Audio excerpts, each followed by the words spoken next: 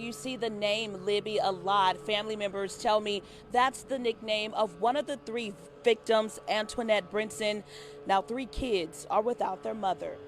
She just was an innocent bystander. Couldn't have been for my niece, but it happened. And it was the last thing Antoinette Brenson's family expected. Pink and red balloons filled a parking lot near the intersection of 35th and Prospect Friday afternoon. I am tired of hearing enough is enough. This is about us. Dozens came together. Somebody say enough.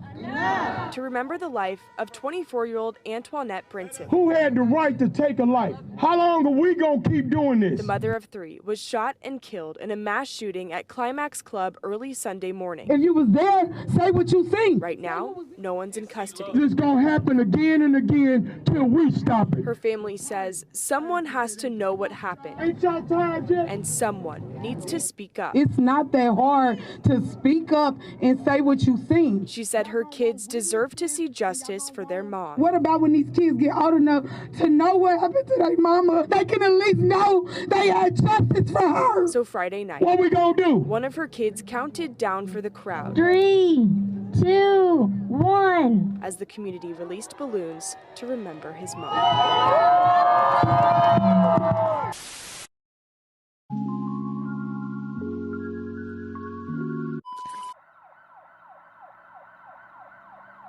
A Kansas City man is charged with 3 counts of first-degree murder for a mass shooting at Climax Lounge that killed 3 people and seriously injured 2 others on May 21st. Police arrested Isaiah Clinton yesterday. He's facing 3 murder charges and several other counts, including assault and armed criminal action. Clinton is being held without bond. He is the individual that we believe had the motive of committing this crime, helped set it up, put it in motion, and of course carried it out. Police and prosecutors say tips from brave community members, security video and digital evidence from Clinton's cell phone helped them catch the main shooter. And they're still searching for information about additional suspects. And that deadly club shooting highlights concerns about safety and patrons mixing alcohol and guns inside Kansas City nightclubs. KCTV5's Emily Redman is live outside the Jackson County Courthouse, where the prosecutor said nightclub owners need to do more to keep their customers safe. Emily? Josh, the Jackson County prosecutor said today, as she was announcing these charges, that she is very concerned about many establishments in the area allowing both alcohol and guns inside of their establishments. She says that can create a dangerous and, sadly, in some cases, deadly environment. While announcing the charges filed against Isaiah Clinton, Jackson County prosecutor Jean Peters Baker said it is troubling that clubs that sell alcohol are allowing patrons to bring guns inside their establishments. It's troubling to me, as a prosecutor. It's just troubling to know that you can have a club where alcohol is served and guns are allowed inside. Peters Baker said it's a dangerous recipe that can cost lives. Prosecutors believe Clinton planned and waited outside of the club to kill one of the 3 victims. Investigators believe multiple suspects then fired shots. The mass shooting killed mother of 3, Antoinette Brenson, Jason McConnell, and Clarence Henderson. There are 5 families, five families that were impacted forever by the shooting. Kansas City Mayor Quentin Lucas said police and city staff are working to identify and take action when necessary against owners of nuisance businesses and businesses where violent crimes are occurring. The community is awash in firearms, and largely firearms that are in places where people either are drinking or looking at retaliation. If you're going to operate that type of business, you have an obligation as well to keep your patrons safe. And you should take necessary steps to make sure your patrons are going to be safe at your club as they enter the door and as they exit the door and while they're inside. KCTV5 did reach out to Climax Lounge today for comment, but so far have not heard back. That news conference included Jackson County Prosecutor Jean Peters Baker, Mayor Quentin Lucas, and also KCPD Chief Stacey Graves. Now, Jean Peters Baker says that Clinton was targeting one of the victims who died, but the other 4 were caught in the crossfire. Jean Peters Baker also says there are more shooters out there, but she called Clinton the main culprit. The victim shot and killed at Climax Lounge lounge are Jason McConnell, who was shot and killed working the door, Antoinette Brenson, a mother of 3, and Clarence Henderson. Peters Baker says Henderson was the intended target after a dispute. She also claims guns were allowed inside the club. You know, City Hall has their role, the prosecutor has her role, and so do police. But so do these clubs. So do these clubs. You know, if you're going to operate that type of business, you have an obligation as well to keep your patrons safe. Now, Clinton was charged with 2 counts of first-degree assault for the 2 surviving victims. We're told they have potentially lifelong injuries, and officials say witnesses and surveillance video helped them catch Clinton, but they say they need to catch more shooters, so they're asking for people with any tips to reach out to them. Right, so what we have is another set of charges to bring you from another awful night in Kansas City. Another mass shooting that occurred on May the 21st this year, and we have the main culprit. That main shooter is in custody. He is charged and he is currently being held on no bond. His name is Isaiah Clinton. Mr. Clinton had been charged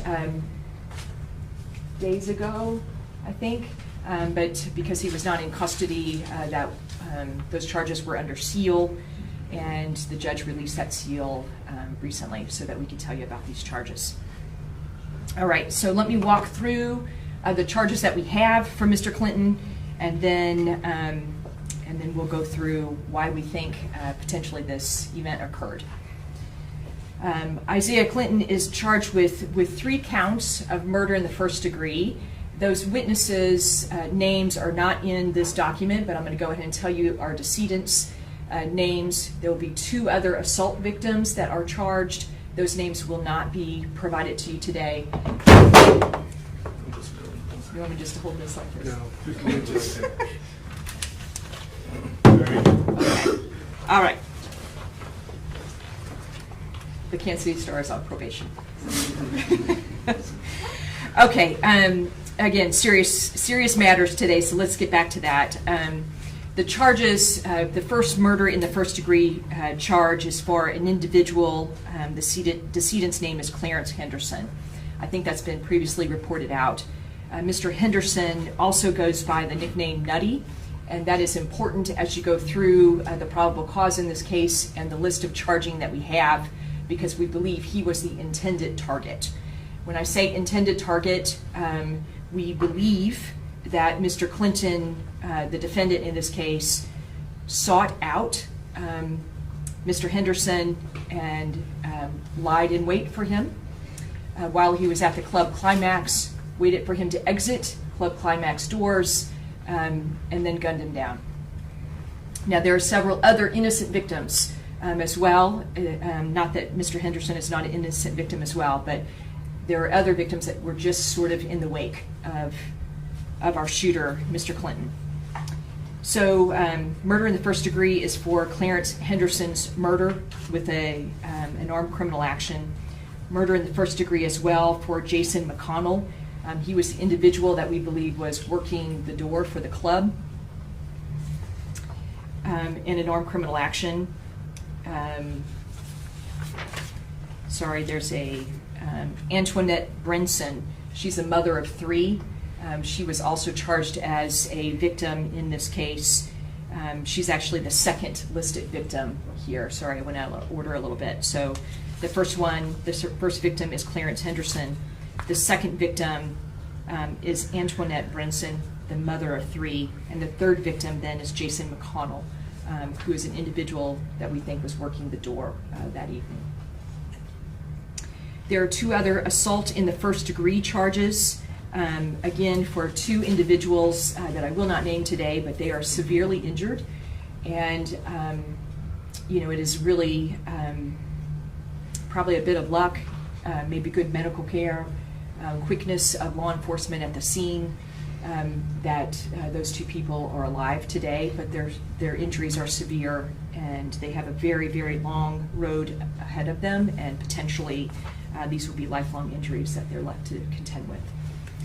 So there are 2 armed criminal action charges as well to go with each one of those assault and the first-degree charges. The warrant that was issued, of course, as we said, was charged a few days ago, and the seal was just lifted after Clinton was apprehended yesterday. And a little bit about our defendant in this case that you will probably see soon is that he was on a federal probation or parole for a weapons violation, and so he was out of custody, but legally so based on that previous agreement with the government. As I said, we believe that this was all based on someone who had a dispute and decided they wanted to resolve it in this way. That's what gets us to the highest possible charge of murder in the first degree. There is not a higher charge than that in the state of Missouri. The bond that was issued in this case by Jackson County is no bond, so Clinton remains in custody at the Jackson County Jail. That triggers some other things for us. This could be a very quick trial for us, given the bond situation that we have, but we'll be prepared and ready to go as soon as we get a courtroom available to us. So I think that pretty much lays out the charges for me. I think what I'd like to do next is turn this over to Sergeant Slater to make some comments about how this case sort of came together. And then there were some earlier reporting, I think, about 911 calls for service to this place on that evening. I think there was some misreporting potentially about how the length of time it took to get there, so I would like the chief to address some of those issues as well. And then of course our mayor is here to also talk about these kinds of issues in general. Thank you. Good morning. Again, my name is Sergeant Mark Slater. I'm the supervisor of the 990 Homicide Squad. As you know, we had a mass shooting at Club Climax on the 21st of May in the early morning hours. Detectives assigned to the 990 squad worked tirelessly during the course of that investigation, and very rapidly we developed Mr. Clinton as a suspect. This investigation is ongoing. I would like to say there are additional suspects that we are working with the Jackson County Prosecutor's Office to identify and hopefully bring a case to the Jackson County Prosecutor's Office for charges. We appreciate we received a great deal of tips and community involvement in this particular case, which was vital to the successful prosecutor, the successful charging. You know, we were able to develop quite a bit of physical evidence. I'll leave that to Detective Taylor to talk about specifically, as he's the case detective. But we would like to thank the community and, of course, the detectives that were assigned to this case. They worked diligently, and we were able to very quickly identify a suspect, and we hope to have the rest in custody shortly. Do you want to talk about it? Go ahead. Sure. I'm Detective Ryan Taylor. I was a lead case detective on this case. Just kind of walk you through about some of the more important physical evidence that we gathered in this investigation. First and foremost, I want to agree with Sergeant Slater in saying that community support in this was paramount. You know, I believe personally that our community is the greatest asset that law enforcement has. We're in partnership with them, and you know, we can't do this job without them. So with that being said, when we got to the scene, we were able to gather surveillance video that was in the area, and it did give us a vehicle description. We were able to put that vehicle description out, and we had some very diligent officers in the area and located that vehicle. From there, they pulled that vehicle over, and Mr. Clinton was operating that vehicle. Further, we conducted a search warrant on that vehicle, and we got clothing that we believe that he was wearing on the night of the homicide. Testing with that clothing showed that there was gunshot residue on his pants. And then also we got a cellular device out of the vehicle, and that cellular device gave us a lot of evidence on communication and possible motive. And then further, speaking with people at the scene, the victims, the surviving victims, their statements helped us greatly as well. And I think that's all we have right on that. Okay, so I think the chief wants to make some comments as well that I've asked her to address some of the issues that came up regarding reporting on 911 service. Yes, Chief Stacey Graves, Kansas City, Missouri Police Department.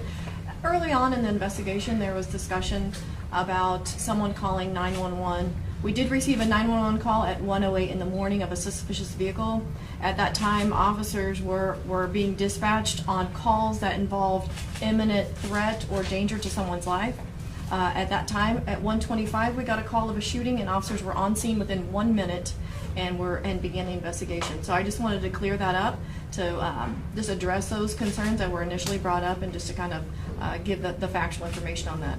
I will say there are still, just like Detective and Sergeant said, there are still suspects that are involved in this situation. We ask anyone with information to call the TIPS hotline.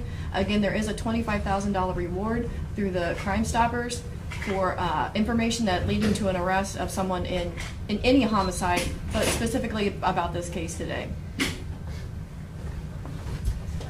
Mayor? Quentin Lucas, the mayor of Kansas City. I'll just say this. First, I want to second what you heard from our officers today.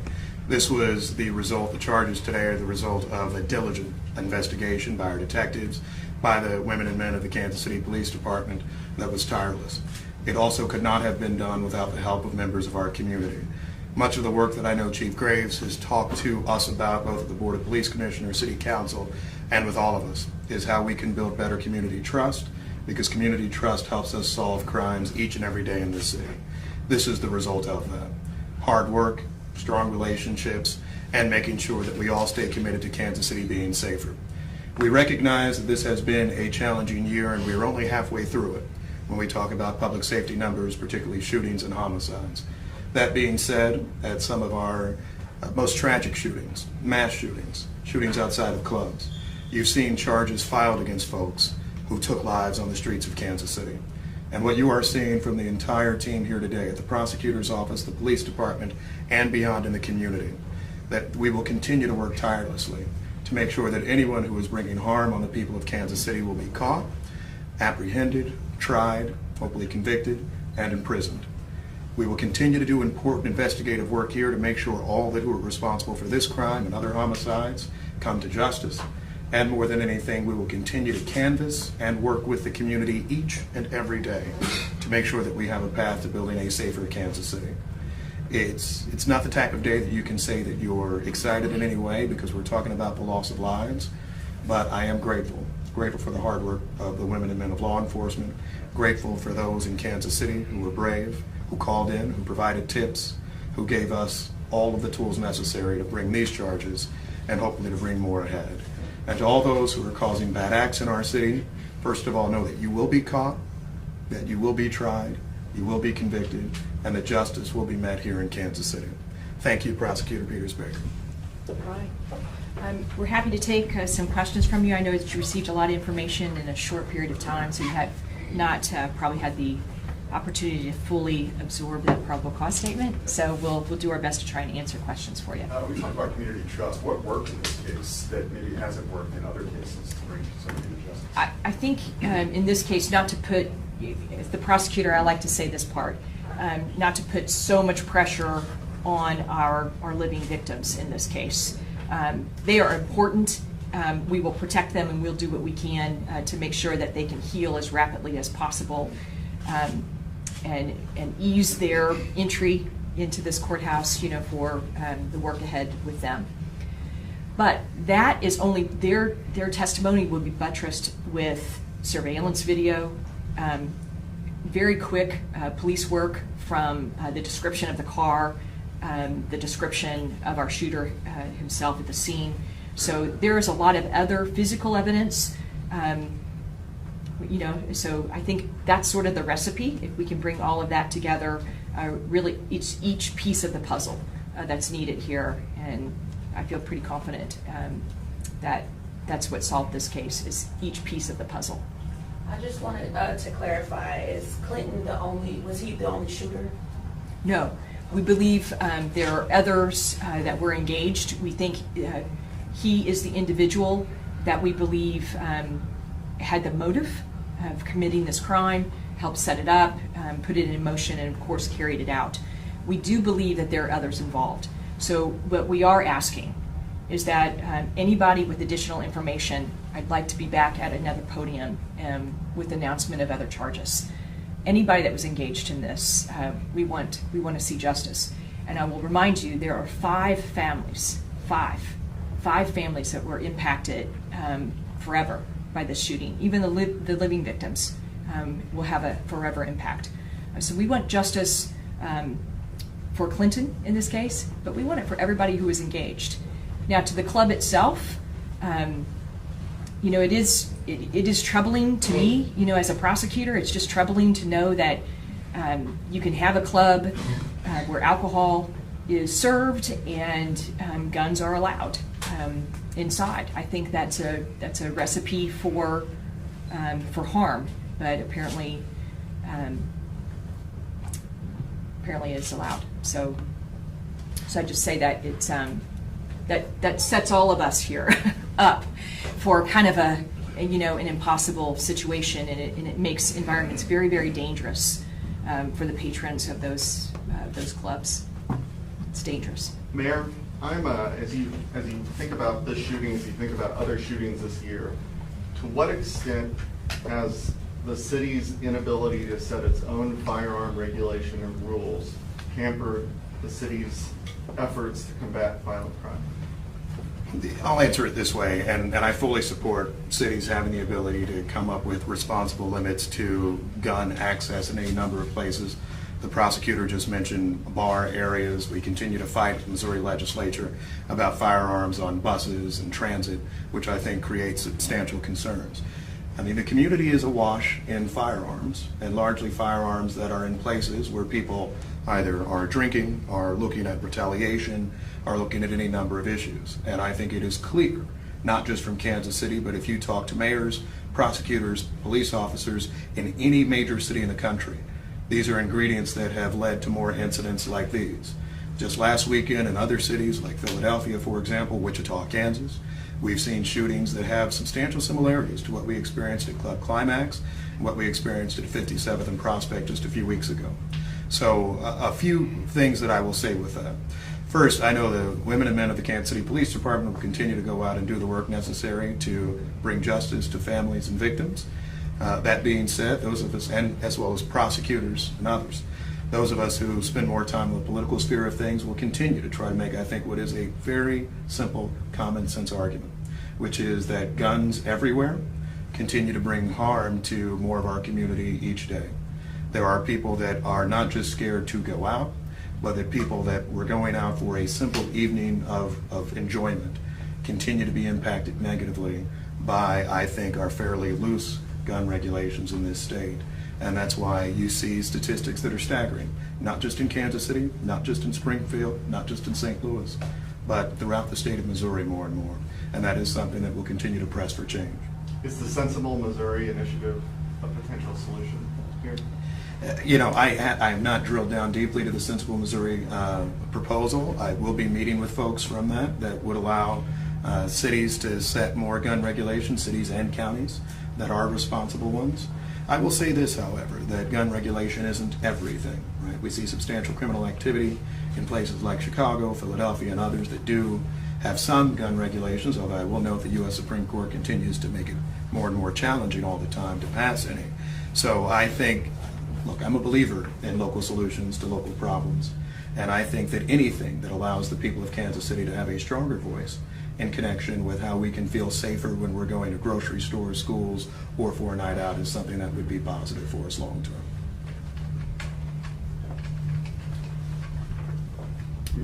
Other questions? We do hear thoughts from the police union specifically that maybe the lack of police officers on the streets leads to less homicides being cleared, less homicides being solved. Does this go against that narrative at all? It sure seems to. Yeah. Here we are. here we are with a difficult shooting. You know, if you think about how these incidents occur, it's hard to, you know, that when people don't leave a lot of clues behind. This whole squad, you know, had to turn on a dime. This prosecutor as well had to turn on a dime in the middle of the night to kind of figure out where are the cameras and start working from there. And they did that. And they did that. So I guess what I would take is, you know, from your comments is that even against the odds, and we feel like sometimes we're pushing upstream often with the amount of homicides that are occurring.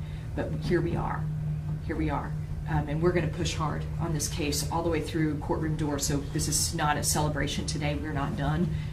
We're really just beginning. But we'll fight on. We'll fight on.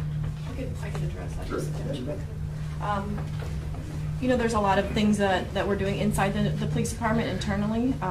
We have, since I've come in, we've restructured some of our investigative elements. We have done a staffing study. We'll be doing a different shift to try to get more officers on the street to try to prevent some of these other tragic events, and also the ability to respond quick like we did in this situation. But I also want to say too that since I've been in this position, I've talked a lot about prevention and intervention, but I don't want it to go on deaf ears that third is enforcement. And that is what we are here to do as well. So I do want to send that message that your law enforcement officials here in the Kansas City, Missouri Police Department are here to enforce. And this is some part of that. We would rather work in the prevention and intervention, but we are also in the enforcement business. And I do want to send a message of enforcement, especially with the way that the gun violence is here in Kansas City. We will continue to work with our local, state, and federal partners to make Kansas City safer. Gene, I have one question about the night it went down. Gene, I'm sorry. Gene. Gene. Sorry, Gene. Was this like a reaction shoot? I mean, like, suspect shot the victim. Did everybody else pull their guns out then, or? Obviously, there were multiple guns being pulled at the same time. Yeah, that's true. But we believe this is the main culprit. This is the individual that set everything in motion, and so he is the one that kind of kicked off the whole storm. That's the way we. But there was other people just going for the guns when they heard. I think there are other people involved. Okay, there are other people involved. Those shooters remain under investigation. And again, one more plea. I would really like to know who they are. So would they. We would really like to be able to build, files on them that get us to proof beyond a reasonable doubt. So our doors are open, our phones are working, and we'd like to get that information so we can work those cases too. And do we know how many the suspect shot? Just the one, or do you have multiple victims? Is that listed in here? What was the question? I'm sorry. The number of shooters and whether or not that's in our PC statement. There are listed 3 different suspects, all of who fired a weapon, and we believe are co-conspirators. The charged suspect shot one person? No, so as far as who shot who, that's going to be something that we're going to have to dive into in court with the help of the medical examiner and firearms specialist to know exactly that. I have a question for the police chief. Do you plan on increasing police presence outside entertainment districts moving forward on the weekends? We already have that. This was a club in a neighborhood, so that would be up to the district officers that are assigned to that area to patrol that area. I will tell you that this is a club that we're already aware of. We have officers that work in our neighborhoods. We're community policing, so we should be aware of what's going on in our areas, just like we were aware of 5-7 Prospect. We were aware of this club. I might just add this on to what the chief said, and we had a meeting about this just yesterday as it speaks to entertainment venues. The police department is working with city staff, particularly regulated industries and other areas, to ensure that where we have consistent concerns, We're not just looking at enforcement from the side of the police department, which does have in some ways limited tools with criminal conduct, but also where there's non-compliance with rules of liquor license owners, inconsistency with compliance with business licenses, and other items that may allow for the closure of businesses that have been frequent, not just nuisances, but havens for violent crime in our city too consistently. That's something that, coming out of some of the incidents that we've had in recent weeks, we are doubling down on to make sure that we aren't just seeing the same situation again and again. And in some situations, we've had neighborhoods and neighbors who have called a number of times. They've reached out to community interaction officers at KCPD, but at times the solution might be at City Hall. We're working to make sure that we're all working together more closely, and that's something that I think the people of Kansas City will see more enforcement on as well. Briefly to your question, yes, sir. We all agree, I think, with the Fraternal Order of Police on this basic point. We continue to all wish to hire more police officers. City Council, Mayor, certainly the department's working hard to do it. I think that's something that we'll continue to push, and I don't think there is a difference in opinion on that one. Kansas City needs to be adequately policed. I think it is fair to say, at least from the elected side and the Board of Police Commissioners side, we're not where we need to be, and we'll continue to work on that to make sure that there's support for the women and men up here who are doing, I think, outstanding work each day for our city. And one more point, Mary. It is on us, right, to do this work. You know, City Hall has their role, the prosecutor has her role, and so do police. But so do these clubs. So do these clubs. You know, if you're going to operate that type of business, you have an obligation as well to keep your patrons safe. And you should take necessary steps to make sure your patrons are going to be safe at your club as they enter the door and as they exit the door while they're inside. That's a basic, it should be a basic fundamental of running a business in this city. So we need their help too, for all of us to be able to do this work. We need their help as well. And while I'm at it, I grew up in a farming community where we had more cows than people. And the gun laws in Missouri work well there. They do. If I lived in that small rural community on the farm, I would probably think our gun laws are swell in the state of Missouri, because they probably largely are. But that's not true for us here. Kansas City has different needs. It's a different kind of place. And so we shouldn't have gun laws for Frankenstein, Missouri in Kansas City, Missouri. It seems kind of basic to me, really.